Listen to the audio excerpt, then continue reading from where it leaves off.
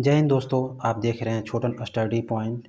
और अभी हम शुरू किए हैं क्राउन सामान्य ज्ञान का बुक जो सब्जेक्टिव है। इसमें हमने पार्ट 1 के तहत यूनानी लेखक हेरोडोटस तक कंप्लीट कर लिया है। यदि यह वीडियो आपने नहीं देखा है तो हमारे चैनल के वीडियो सेक्शन में जाकर देख लें। दोस्तों, क्राउन बुक सभी कंपटीशन के लिए पढ़ना बहुत ज़रूरी है, खासकर बिहार के परीक्षाओं के लिए, चाहे बीपीएससी का हो या बिहार दरोगा का। तो आइए आगे पार्ट 2 में यूनानी लेखक से स्टार्ट करते हैं। दूसरा में है मेगास्थनीज। मेगास्थनीज सेल्यूकस के राजदूत के रूप में चंद्रगुप्त मौर्य के दरबार में रहा तथा इंडिका की रचना की। यह मूल रूप में अपर्याप्त है, लेकिन इसके उदाहरण अनेक प्रख्यात लेखकों की रचनाओं में आए हैं। यानी इंडिका के लेखक जो है मेगास्थनीज हुए। यह चंद्रगुप्त मौर्य के दरबार में आए थे। यह जो है सेल्यूकस के राजदूत थे। यानी मेगास्थनीज जो थे एक यूनानी लेखक थे, इतना याद रखेंगे। आइए अज्ञात लेखक।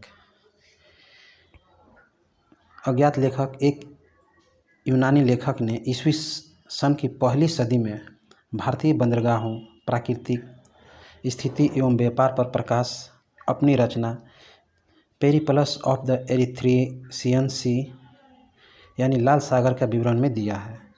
यानी पेरिप्लस ऑफ द एरिथ्रियन सी के लेखक जो हुए अज्ञात हुए। इन्होंने भारतीय बंदरगाह के बारे में जो है बताया है। आइए आगे देखते हैं टॉलमी। टॉलमी की जियोग्राफी 150 ईस्वी के आसपास प्राचीन भारतीय भूगोल एवं वाणिज्य की जानकारी देती है। यानी जियोग्राफी के लेखक जो है टॉलमी हैं। इसमें जो है भूगोल की जानकारी मिलती है। आगे देखते हैं स्ट्रैबो। स्ट्रैबो ने मेगास्थनीज के विवरण को काल्पनिक माना है।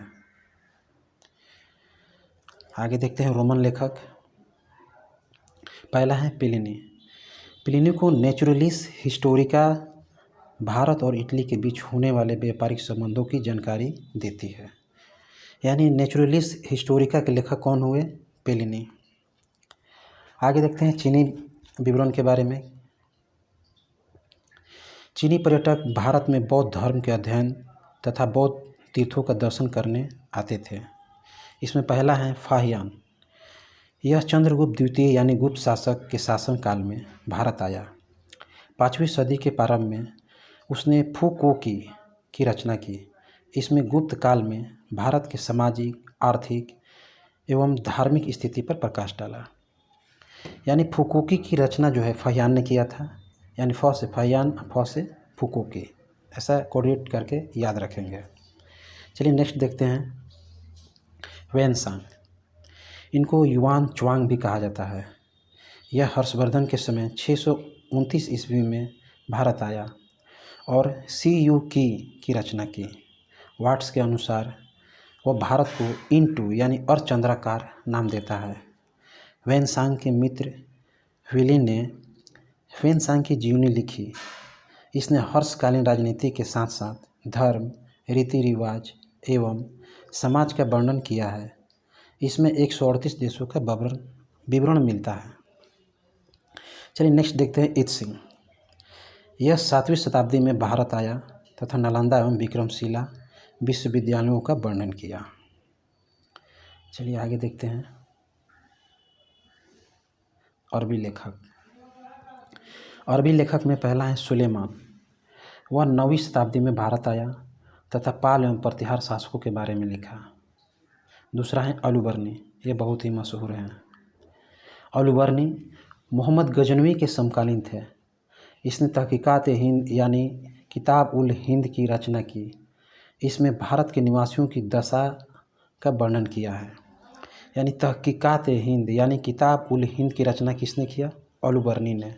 अलुबर्नी किसके समकालीन थे? तो मोहम्मद गजनवी के। इतना याद रखेंगे। चलिए आगे देखते हैं पुरातात्विक स्रोत। पुरातात्विक स्रोतों में अभिलेख, सिक्के यानी मुहर, स्मारक, मूर्तियाँ, चित्रकला, भौतिक अवशेष, मृदभांड, आभूषण आदि आते हैं। यहाँ पर कुछ शब्दावलियाँ दिया गया है, जैसे अभिलेख। जो लेख मुहर, प्रस्तर स्तंभों, स्तूपों, चट्टानों और ताम्रपत्रों पर मिलते हैं उन्हें अभिलेख कहते हैं। एपिग्राफी। अभिलेख के अध्ययन को पूरा लेख शास्त्र यानी एपिग्राफी कहते हैं। नेक्स्ट है आपका पेलियोग्राफी। अभिलेख तथा दूसरे प्राचीन दस्तावेजों की प्राचीन तिथि के अध्ययन को पूरा लिपि शास्त्र यानी पेलियोग्राफी कहते हैं। यानी पूरा लिपि शास्त्र का इंग्लिश वर्ड हो गया पेलियोग्राफी। चलिए नेक्स्ट देखते हैं न्यूमिस्मेटिक्स। सिक्कों के अध्ययन को मुद्रा शास्त्र यानी न्यूमिस्मेटिक्स कहते हैं। इसको याद रखेंगे। सिक्के। भारत के प्राचीन सिक्के पंचमार्क या आहत सिक्के कहलाते थे। साहित्य में इन सिक्कों को कसार्पण कहा गया है। ठीक है, इसको रिवीजन कर लेते हैं। यानी प्राचीन सिक्कों को पंचमार्क कहा गया या फिर आहत सिक्के कहा गया, और इन दोनों नामों यानी सिक्कों को साहित्य में कसार्पण कहा गया है। चलिए नेक्स्ट। पुराने सिक्के तांबे, चांदी, सोने और शीशे के बनते थे। आरंभिक सिक्कों में कुछ प्रतीक मिलते थे, पर बाद में सिक्कों पर राजाओं और देवताओं के नाम तथा तिथियां उल्लिखित मिलती थी। यानी शुरुआती में जो सिक्के बनते थे उसमें सिर्फ प्रतीक हुआ करता था, किसी न किसी चीज़ का चित्र था, और बाद में जो है आपको राजाओं देवताओं के नाम और उस पर तिथि या मैंने कब बना हुआ है ये उल्लिखित होने लगे। चलिए आगे देखते हैं। सोने के लिखित सिक्के सर्वप्रथम कुषाण राजाओं ने जारी किए। ठीक है, इसको याद रखेंगे। यानी सोने के लिखित सिक्के जो है सर्वप्रथम कुषाण राजाओं ने जारी किए। गुप्त शासकों ने सबसे अधिक सोने के सिक्के जारी किए। ठीक है, यानी सबसे अधिक सोने के सिक्के किसने जारी किए? गुप्त शासकों ने। समुद्रगुप्त को एक सिक्के पर बीड़ा बजाते हुए दिखाया गया है।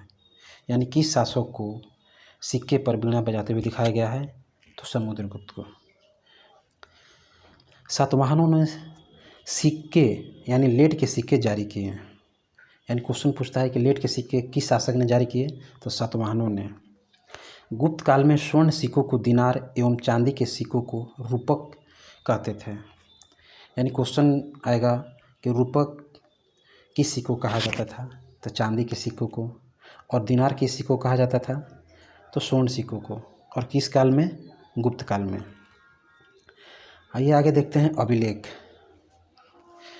अभिलेख मुहरों, प्रस्तर स्तंभों, चट्टानों और ताम्रपत्रों पर मिलते हैं तथा मंदिर की दीवारों और ईंटों या मूर्तियों पर भी मिलते हैं।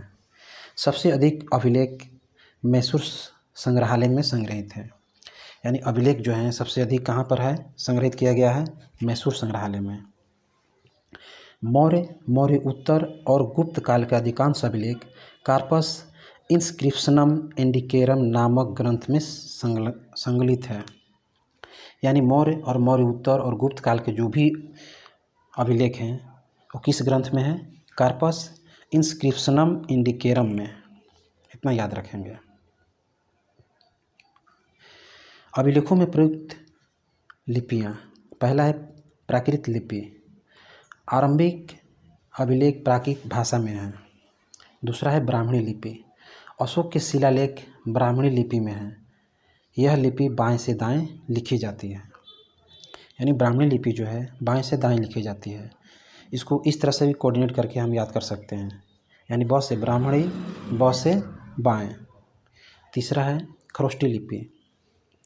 अशोक के कुछ शिलालेख खरोष्टी लिपि में हैं जो दाएं से बाएं लिखी जाती हैं। चौथा है यूनानी एवं अरमाइक लिपि। पाकिस्तान एवं अफगानिस्तान में अशोक के शिलालेखों में इन लिपियों का प्रयोग हुआ है। 14वीं सदी में फिरोज शाह तुगलक को अशोक के 2 शिलालेख मेरठ यानी उत्तर प्रदेश एवं टोपरा हरियाणा में मिले हैं, जिन्हें दिल्ली लाया गया। 1837 में जेम्स प्रिंसेप ने इन शिलालेखों को ब्राह्मणी लिपि में सर्वप्रथम पढ़ा। यानी 14वीं सदी में फिरोज शाह तुगलक को अशोक के 2 शिलालेख मिले। एक मेरठ के जो उत्तर प्रदेश में है, दूसरा टोपरा जो हरियाणा में है। उन्हें जो है दिल्ली लाया गया और जेम्स प्रिसेप ने इन शिलालेखों को 1837 में ब्राह्मी लिपि को सर्वप्रथम पढ़ा। इतना याद रखेंगे। आइए, महत्वपूर्ण अभिलेख एवं उनके शासक। पहला हो गया समुद्रगुप्त, यानी गुप्त वंश से संबंधित है। इनके अभिलेख हैं प्रयाग प्रशस्ति लेख जो इलाहाबाद में है, एरण अभिलेख जो मध्य प्रदेश के सागर में है, यानी मध्य प्रदेश के सागर जिला में है। आइए आगे देखते हैं।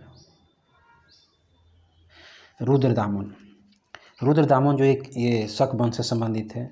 इनका जो है जूनागढ़ अभिलेख यानी गुजरात में है, ये रुद्रदामन का है अभिलेख। तीसरा स्कंदगुप्त, ये गुप्त वंश से संबंधित हैं। भीतरी स्तंभलेख जो गाजीपुर में है। चौथा है खारवेल यानी कलिंग नरेश खारवेल, इनका जो है हाथी गुफा अभिलेख। पुलकेशिन द्वितीय जो चालुक्य वंश से संबंधित है, इनका है एहोल अभिलेख। राजा भोज यानी प्रतिहार वंश से संबंधित हैं, ये ग्वालियर प्रशस्ति अभिलेख जो मध्य प्रदेश में है। विजय सेन, इनका देवपड़ा अभिलेख, देवपड़ा अभिलेख जो है विजय सेन का है। हर्षवर्धन जो वर्धन वंश से संबंधित हैं, इनका जो है मधुबन एवं बांसखेड़ा अभिलेख है।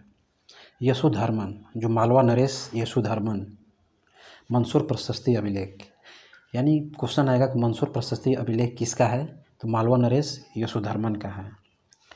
गौतमी बलश्री यानी सतवाहन वंश से संबंधित हैं, इनका नासिक अभिलेख है, यानी नासिक अभिलेख किससे संबंधित है, गौतमी बलश्री सतवाहन से। आइए अभिलेख विशिष्ट तथ्य देखते हैं।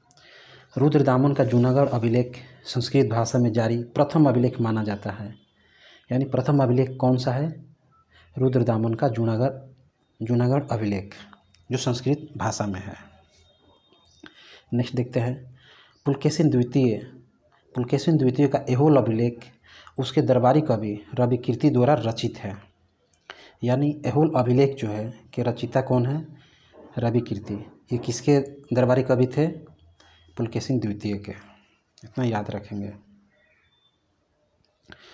अशोक के प्रयाग स्तंभ लेख में कारुवाकी एवं तीवर का उल्लेख मिलता है, ठीक है, यानी प्रयाग स्तंभ लेख में किसका उल्लेख मिलता है, कारुवाकी एवं तीवर का। समुद्रगुप्त के प्रयाग प्रशस्ति की रचना उसके संधि विग्रहक हरिसेन ने की थी। भानुगुप्त के एर्ण अभिलेख में सर्वप्रथम सती प्रथा यानी गोपाल राज नामक सैनिक की पत्नी का लिखित साक्ष्य प्राप्त होता है, यानी भानुगुप्त के एर्ण अभिलेख में सबसे पहले जो सती प्रथा का ही जानकारी मिला है, जो गोपाल राज की पत्नी थी, इतना याद रखेंगे जरूर। चंद्रगुप्त द्वितीय के उदयगिरी गुहा लेख के अनुसार इसका उद्देश्य संपूर्ण पृथ्वी को जीतना था, ठीक है। तुमुन अभिलेख में कुमारगुप्त प्रथम को शरतकालीन सूर्य की तरफ बताया गया है।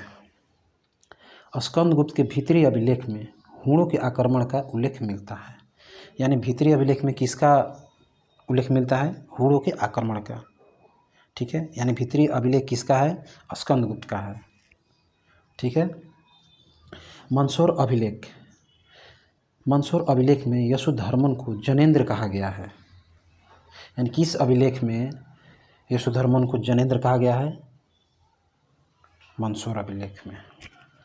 चंद्रगुप्त द्वितीय के विजयों का वर्णन मेहरौली स्तंभ लेख में मिलता है, इतना याद रखेंगे, यानी मेहरौली स्तंभ लेख में किसका वर्णन मिलता है, चंद्रगुप्त द्वितीय के विजय का।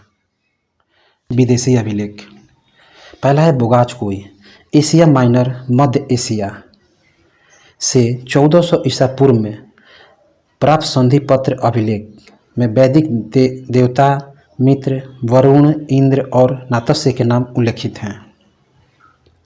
दूसरा है हेलियोडोरस यानी यूनानी राजदूत। हेलियोडोरस का बेसनगर यानी विदिशा का गरुण स्तंभ लेख भागवत धर्म वासुदेव की आराधना की जानकारी देता है, यानी वासुदेव की आराधना की जानकारी जो है किस में मिलता है, तो गरुण स्तंभ लेख में मिलता है, ठीक है। प्राचीन भारतीय इतिहास के आधुनिक लेखक, पहला है 1776 में मनुस्मृति का अंग्रेजी अनुवाद a code of the Gentoo laws के नाम से कराया गया। ठीक है, यानी मनुस्मृति का अंग्रेजी नाम क्या है? A code of Gentoo laws.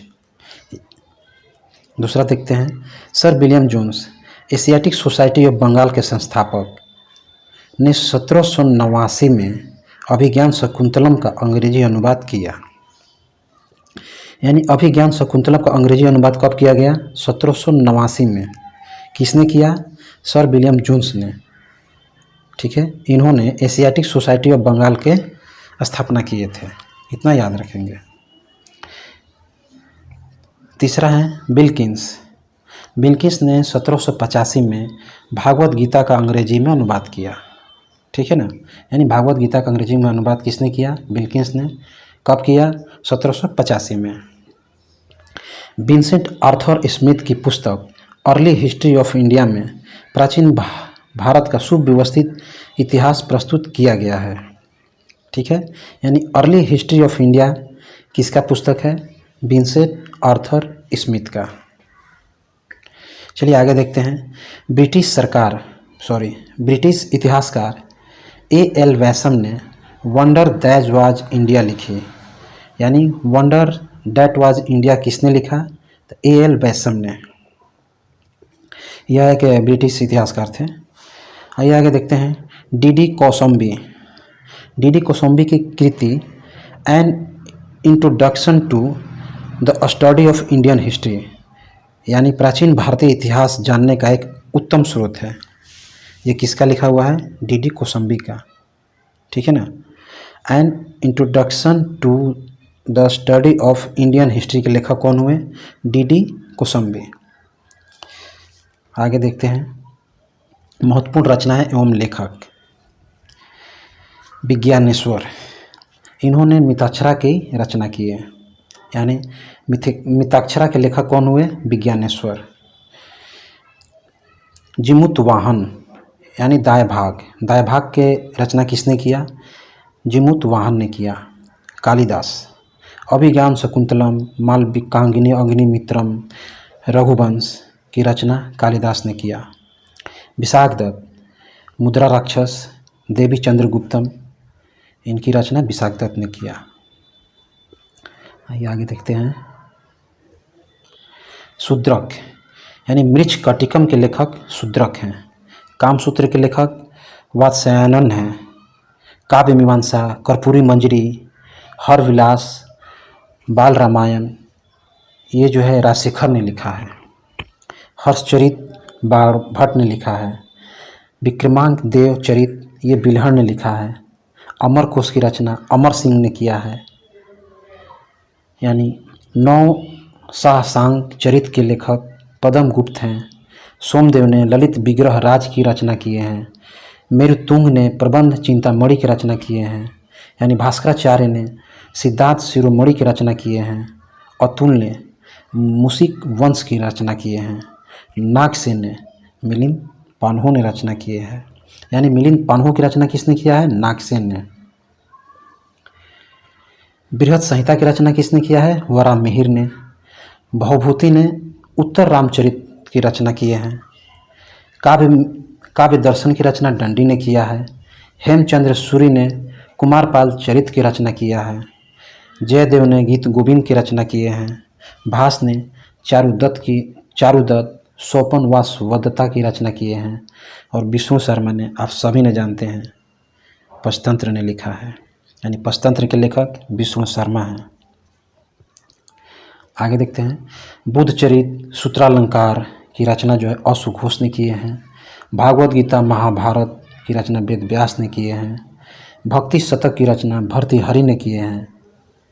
Dashavatar चरित की रचना क्षेमेंद्र ने किए हैं। नीतिसार की रचना जो है कमंदक ने किए हैं। नाट्यशास्त्र की रचना भरत ने किए हैं। और रामायण की रचना वाल्मीकि ने किए हैं। रामचरित्र मानस की रचना गोस्वामी तुलसीदास जी ने किए हैं। बृहद कथा कोश की रचना हरिसेन ने किए हैं। शिशुपाल वध की रचना माध ने किए हैं। संगीत रत्नकार की रचना सारंगदेव ने किए हैं। सुश्रुत संहिता की रचना सुश्रुत ने किए हैं। सतसहस्रिका की रचना नागार्जुन ने किए हैं और बिहारी ने सतसई की रचना किए हैं। हितोपदेश की रचना किसने किया? नारायण भट्ट ने किया। कीर्ति कौमुदी की रचना सोमेश्वर ने किया। दोस्तों ये थोड़ा सा क्रिटिकल है, इसको 2 बार सुनेंगे तो माइंड पर आ जाएगा। ठीक है दोस्तों, आगे नेक्स्ट जो है अगले वीडियो में करेंगे। तब तक वीडियो देखने के लिए बहुत बहुत धन्यवाद और अच्छा लगे तो लाइक सब्सक्राइब करना ना भूलें। धन्यवाद।